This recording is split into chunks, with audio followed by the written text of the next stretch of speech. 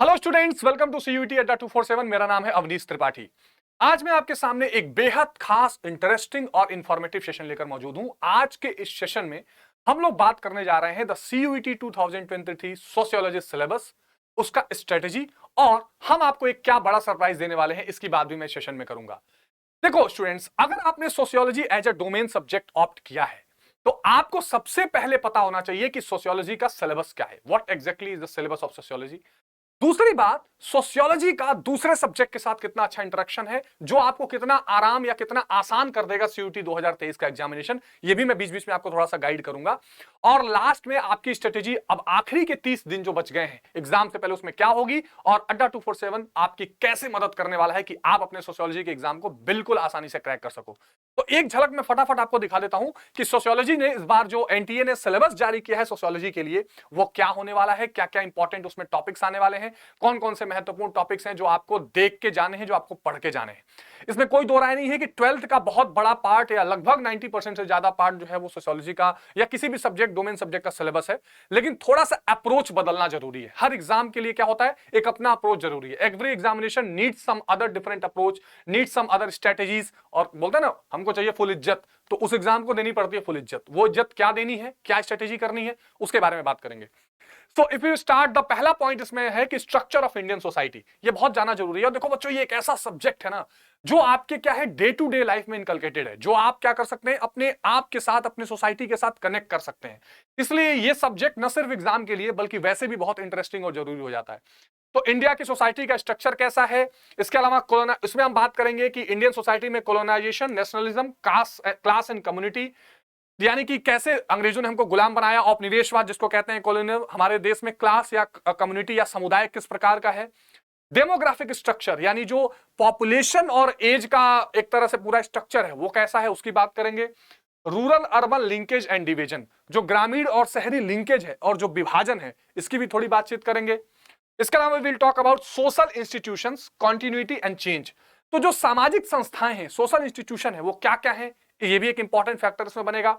जिसमें हम सबसे ज्यादा बात करेंगे फैमिली एंड किनशिप। हमारे देश में परिवार जो है, और किनशिप होता है खून का रिश्ता, परिवार, संबंध, नातेदारी जिसको कहते हैं, ये एक इंपॉर्टेंट टॉपिक है जो इसमें डाला गया है। इसको डिटेल में देखेंगे। द कास्ट सिस्टम, जाति व्यवस्था, आप जानते हैं भारत का सत्य है, तो जाति व्यवस्था के क्या प्रभाव है, क्या कारण है, हिस्टोरिकल बैकग्राउंड क्या है, प्रेजेंट में क्या है, और एग्जामिनेशन पॉइंट ऑफ व्यू से आपको क्या देखना है, we will discuss about that. Tribal society, जो जनजातीय कम्युनिटी है ना, जैसे आपके देश में शेड्यूल्ड ट्राइब बनाया गया जिसको मूल जाति कहते हैं, ठीक है। इस ट्राइबल सोसाइटी के बारे में थोड़ी बातचीत करेंगे।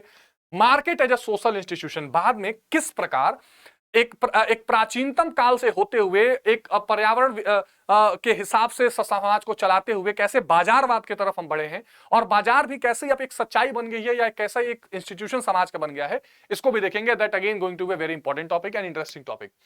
फिर हम बात करेंगे सोशल इक्वालिटी एंड एक्सकल्जन, ठीक है, यानी कि जो सामाजिक बराबरी है, और इसके अलावा सामाजिक बराबरी के बाद अगर कोई एक्सकल्जन हो रहा है, यानी किसी को सोसाइटी में ये फील हो रहा है कि हम मार्जिनाइज्ड है या हमको बाहर किया जा रहा है, तो इसमें क्या रीजन हो सकते हैं। कास्ट प्रिजुडाइज, यानी कास्ट को लेके जो जो दुर्धारणाएं हैं या पहले से गलत धारणाएं बनी हुई हैं, इसकी बात होगा। Schedule caste, other backward classes, marginalisation of the tribal community, कैसे ट्राइबल कम्युनिटी को हम मार्जिनाइज करते हैं, यानी कि उनको दूर हटाते हैं, समाज से किनारे करते हैं, उनको भेदभाव झेलना पड़ता है। स्ट्रगल फॉर वुमेन इक्वालिटी, कैसे महिलाओं का संघर्ष है इक्वालिटी के लिए या बराबरी के लिए। रिलीजियस माइनॉरिटी के राइट्स को कैसे प्रोटेक्शन मिला है और कॉन्स्टिट्यूशन में क्या इसके लिए प्रबंध है, इसकी बात करेंगे। And caring for differently abled, which is what a social welfare. तो कल्याणकारी भावनाएं और ये सारे ऑप्शंस को मिला के इस टॉपिक को हम देखेंगे, जो बहुत इंपॉर्टेंट होने वाला है। Next we will go to the challenges of unity in diversity. ये एक बहुत बड़ा चैलेंज है, और जब देश आजाद हुआ तब से हमारे सामने नेशन बिल्डिंग में, जो लोग पॉलिटिकल साइंस के स्टूडेंट्स हैं, they can relate it very well, कि जब से देश आजाद हुआ तब से किस प्रकार हमने जो हमारे सामने चुनौतियां थी कि how to establish the democratic setup and how to maintain the equality in the diversity या यूनिटी इन डाइवर्सिटी। ये चीज हमारे सामने आई थी, जो आज भी एक प्रॉब्लम है। तो जो कम्युनलिज्म है, जिसको आप लोग क्या बोलते हैं, सांप्रदायिकता, है ना, ये एक बड़ा चुनौती है, इसकी बात करेंगे। रीजनलिज्म, जिसको हम लोग बोलते हैं क्षेत्रवाद, अपने क्षेत्र की बात को आगे बढ़ाना, इसको संघर्ष करना। कास्टिज्म यानी जातिवाद। पेट्रियार्की, जिसको हम लोग बोलते हैं पितृसत्तात्मक समाज, यानी जिसमें पुरुषों को ज्यादा वरीयता दे दी जाती है, या पुरुष प्रधान जो समाज होता है उसके क्या दिक्कतें हैं, इसकी बात करेंगे। Role of state in plural and unequal society, ठीक है, एंड व्हाट वी शेयर, हम क्या शेयर करते हैं, क्या साझी संपदा है, इसकी बात करेंगे। तो अगेन वेरी इंपॉर्टेंट टॉपिक्स। फिर बात होती है process of social change in India, Bharat में सोशल चेंज कैसे होता है। तो process of structural change, colonialism, industrialisation, urbanisation, process of cultural change, modernisation, westernisation, sanskritisation, बहुत इंपॉर्टेंट टॉपिक है। संस्कृताइजेशन से बहुत क्वेश्चन आते हैं कि कैसे लोअर कास्ट के लोग अपर कास्ट की कॉपी करते हैं और उस तरफ आगे बढ़ते हैं। सेकुलराइजेशन यानी कि कैसे जिसको हम कहते हैं धर्मनिरपेक्षीकरण हुआ था। फिर सोशल रिफॉर्म मूवमेंट्स भारत में, यानी कि जो सामाजिक सुधार आंदोलन है वो भारत में कैसे आगे बढ़े थे, इसकी भी चर्चा होती है। Next we will go about social change and the polity, कैसे सामाजिक परिवर्तन हुए हैं और कैसे हमारी राजनीति बदली है, इसकी भी थोड़ी चर्चा होगी। The constitution as an instrument of social change, constitution जो है ये कैसे सोशल चेंज का एक हथियार बना हुआ है, इसकी थोड़ी चर्चा करेंगे। जाहिर सी बात है, वेरी इंपॉर्टेंट, बहुत मजेदार ये टॉपिक है, कॉन्स्टिट्यूशन के रोल को थोड़ा देखेंगे। Parties, pressure group, democratic politics, इसकी भी बात करेंगे। उसके बाद Panchayati Raj and the challenges of social transformation, very very important topic, ठीक है ना। आपको पता है कि 73rd and 74th constitutional amendment हुआ था।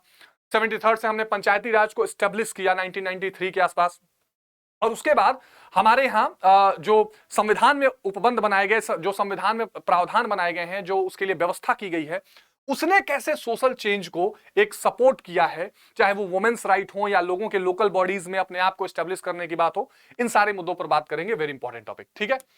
इसके अलावा social change and the economy, अब समाज के बाद इकोनॉमी में भी तो सोशल चेंज आया है, तो जैसे लैंड रिफॉर्म्स, भूमि सुधार हुए, green revolution, very important topic 1967, ठीक है। From planned industrialisation to liberalisation, कैसे हमने अपनी पॉलिसीज को 1991 में चेंज किया, न्यू इकोनॉमिक पॉलिसीज को इंट्रोड्यूस किया, ये बहुत इंपॉर्टेंट टॉपिक्स हैं, इनकी बात हम करेंगे। Changes in the class structure, फिर हम बात करेंगे arenas of social change, social change में क्या क्या चीजें इंक्लूड हुई हैं। तो media and social change, very very interesting topic, और ये आज के हिसाब से बहुत ही मजेदार टॉपिक है कि मीडिया कैसे सोशल चेंज का एक हिस्सा बनी हुई है। ग्लोबलाइजेशन एंड सोशल चेंज, है ना, ग्लोबलाइजेशन का मतलब क्या है, कैसे वैश्वीकरण और सामाजिक परिवर्तन, ये एक मुद्दा बना हुआ है, इसकी चर्चा भी हम करेंगे। तो again a very important point, ठीक है। तो social change and the economy, arenas of social change, ये सारे टॉपिक्स भी हम देखकर चलेंगे, जो आपको बहुत क्या करने वाले हैं, हेल्पफुल रहने वाले हैं, बहुत मददगार रहने वाले हैं। New areas of social change में मीडिया एंड सोशल चेंज हमने बात कर ली, globalisation and social change. Social movements, very important, जो सामाजिक आंदोलन हुए हैं, है ना, चाहे वो क्लास बेस्ड हैं, वर्कर के हैं, पीजेंट्स यानी किसानों के हैं, वो way back from the 1970s का चंपारण मूवमेंट ले लीजिए, चाहे भारतीय किसान यूनियन ले लीजिए, चाहे बिजली आंदोलन ले लीजिए, बहुत सारे जो किसानों के मुद्दे हैं, आंदोलन होते रहे। कास्ट बेस्ड मूवमेंट्स, दलित मूवमेंट्स, बैकवर्ड कास्ट, ट्रेंड इन अपर कास्ट रिस्पोंडेंट, अब यहां मंडल आयोग, है ना, मंडल वर्सेस कमंडल की पॉलिटिक्स, सारी चीजें डिस्कस कर सकते हैं, this is very important. Women's movement in the independent India, very very important points, ये ऐसे पॉइंट है ना जो आपको यूपीएससी लेवल तक एग्जामिनेशन में काम आते हैं।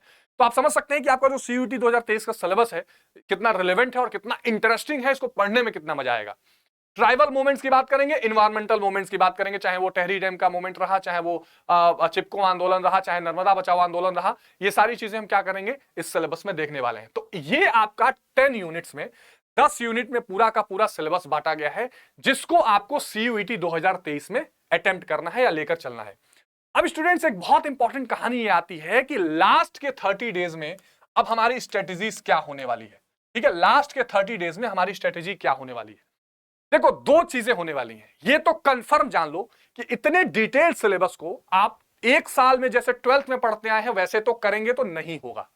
तो बहुत क्लियर कट बता देता हूं कि बहुत डिटेल्ड सिलेबस में जाने की जरूरत नहीं है, लेकिन क्या चीजें, नंबर 1 एनसीईआरटी पॉइंटर्स, ठीक है, ये आपको एक चीज देख के चलनी पड़ेगी कि एनसीईआरटी के जो पॉइंटर्स हैं वो आपको ठीक से चलने पड़ेंगे करके। दूसरा, जो आपने पढ़ा उसका रिवीजन इज वेरी इंपॉर्टेंट, लेकिन ये दोनों चीजें आपको केवल 30% करनी है अपने पूरी पढ़ाई का। 70% में you have to do what, practice. क्या करना है, प्रैक्टिस। आपको क्या करना है, ज्यादा से ज्यादा प्रैक्टिस करना है, अभ्यास करना है, प्रैक्टिस बहुत जरूरी है, ठीक है। अब प्रैक्टिस किस चीज का करोगे, तो एमसीक्यू बेस्ड क्वेश्चन, वो भी एमसीक्यू अलग अलग तरीके से आने वाले हैं। एमसीक्यू क्या होने वाले हैं, कोई आपको लेट सपोज कि डायरेक्ट फैक्चुअल क्वेश्चन आ जाएगा, कुछ एनालिटिकल क्वेश्चन आ जाएगा, कुछ आपको केस आधारित प्रश्न भी पूछ सकते हैं। It is up to you, it is up to NTA. तो हमें क्या करना पड़ेगा, एक डिसिप्लिन तरीके से टाइम बाउंड मैनर में अब एक तैयारी की जरूरत है, और इसीलिए सीयूईटी अड्डा 247 आपके लिए बिल्कुल खड़ा है कि हम आपको एक टाइम बाउंड मैनर में इसकी प्रिपरेशन कराने की पूरी कोशिश करेंगे। अब जो हम एक आपको सरप्राइज देने जा रहे थे कि देखो हमने क्या किया है, आप लोगों के लिए एक प्रतिज्ञा 2.0 सीयूईटी 2023 बैच लॉन्च किया है, जिसमें स्पेशली अब सोशियोलॉजी डोमेन को शामिल किया जा रहा है। तो अगर आपने अब तक प्रतिज्ञा 2.0 ज्वाइन नहीं किया है तो आप प्रतिज्ञा 2.0 ज्वाइन कर लो और चीपेस्ट प्राइस में आप इसको ले सकते हैं। और एक चीज और आप ध्यान रखिएगा कि अब तक अगर आप इसमें सोशियोलॉजी नहीं पा रहे थे तो अब आपको सारी की सारी सोशियोलॉजी का सिलेबस इसमें मिलेगा। What you will get, India's best faculties, live and recorded, दोनों 24/7 के लेक्चर्स रहेंगे, 20 mock test, DPPs, daily quizzes, ये सारी चीजें आपको मिलने वाली हैं। और हाँ, साइंस बैकग्राउंड का अलग, कॉमर्स बैकग्राउंड का अलग, आर्ट्स बैकग्राउंड का अलग, सारे के सारे डोमेन्स, जीटी, लैंग्वेज, सब कुछ आपको मिलने वाले हैं। और जैसे ही आप कोड यूज करेंगे बच्चों, Y768, this is the code when you are purchasing the course, आप यूज करिएगा बाय नाउ में मोर ऑफर में Y768, और इस कोड को यूज करते ही आप मैक्सिमम डिस्काउंट के साथ प्रतिज्ञा 2.0 बैच ज्वाइन कर लीजिए। You will get the maximum level of benefit in minimum number of time, because what you need at last is that you have to construct your timing in such a way so that in a disciplined manner you can use the time in best format and you can get the best and best result. कितना पढ़ना अब जरूरी नहीं है, क्या पढ़ रहे हैं और कैसे पढ़ रहे हैं, दैट इज वेरी इंपॉर्टेंट। और तब आपको एक गाइडेंस की जरूरत पड़ती है, जहां पर हम आपको आखिरी समय के लिए खड़े हैं। इस लास्ट वन मंथ में आप इतनी तैयारी करो, और इतनी मतलब बहुत सारी नहीं, आप इतनी तैयारी करो कि आपका काम उतना हो जाए जितना आपको जरूरत है। तो that is very important, quantity नहीं, अब इस समय क्वालिटी की जरूरत है। तो उस क्वालिटी अप्रोच के लिए जुड़िए हमारे साथ, we will be there for you. आपके हर जरूरत में आपके साथ खड़े रहेंगे, और इस पूरे सोशियोलॉजी को सिलेबस को मैं आपके साथ डील करने वाला हूं, और बाकी बेस्ट फैकल्टीज के थ्रू आप बाकी सब्जेक्ट्स पढ़ेंगे। तो मिलते हैं आपसे अब प्रतिज्ञा 2.1 के बैच में। और किसी भी जानकारी, किसी भी कंफ्यूजन अगर आपको कोई भी हो सोशियोलॉजी से लेकर, तो आप इस कमेंट बॉक्स में कमेंट कर सकते हैं। मिलते हैं अगले सेशन में, अपना बहुत ध्यान रखिए। जय हिंद, टेक केयर।